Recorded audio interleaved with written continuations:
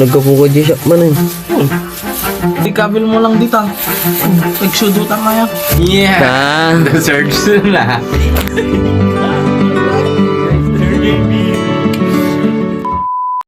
So, for today's video nga mga kasya, may gagawin tayong kalokohan. Kung napanood nyo nga pala yung vlog natin na Sir Gavin version 2 ay may twist ngayon dahil ay ipaprank natin ang aking kapatid na which is dalawa kasi yung dumating talaga and tinago ko lang muna sa kanya. May twist tayong gagawin at ipaprank muna natin siya bago natin ito ibigay and ito ay grabe. Biglaan lang ito nangyari dahil bigla na lang siyang dumating and hindi na tayo nakapag-set up and yun na lang ginawa natin na prank na ito. So, let's go and panoorin nyo to and watch till the end, guys.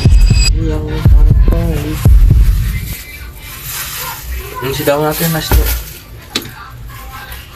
Muda to eh. Ha? Muda to eh. Ano? Manok. Ano kayo dati? Si daw mong garod ko na. Amo nga yan. Manok eh. Mo bagi ko dun.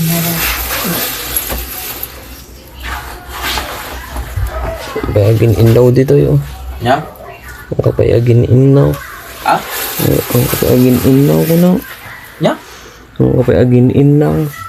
Ha? Ang kapayagin inlaw. Karasya ang ti. Babaw mo to.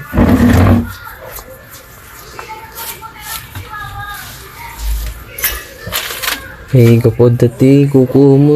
Kukuha mo dito. Tingnan ko tayo na ako. Okay, nagkapukod siya man eh. Subli ako pa, short up lang.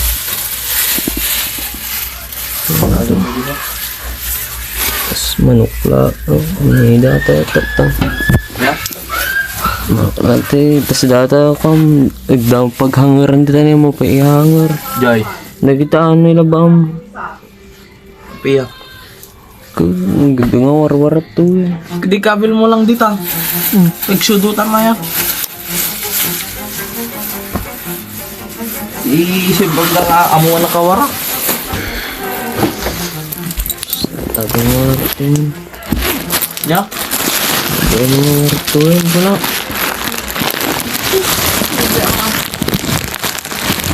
Dapat gawin dato ito yung hangar mo na eh.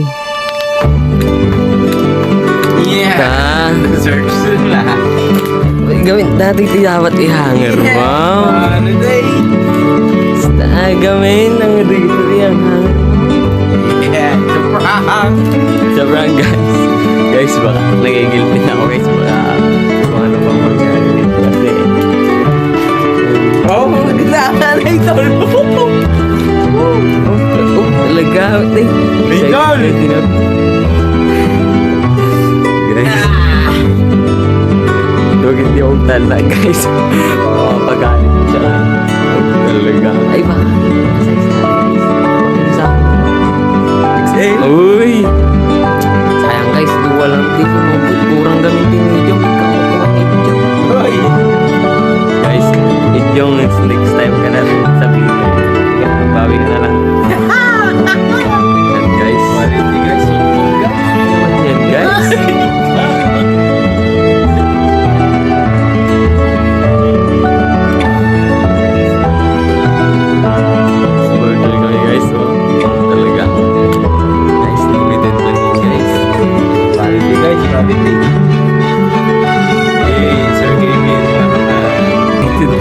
wala laba-laba yan guys talaga to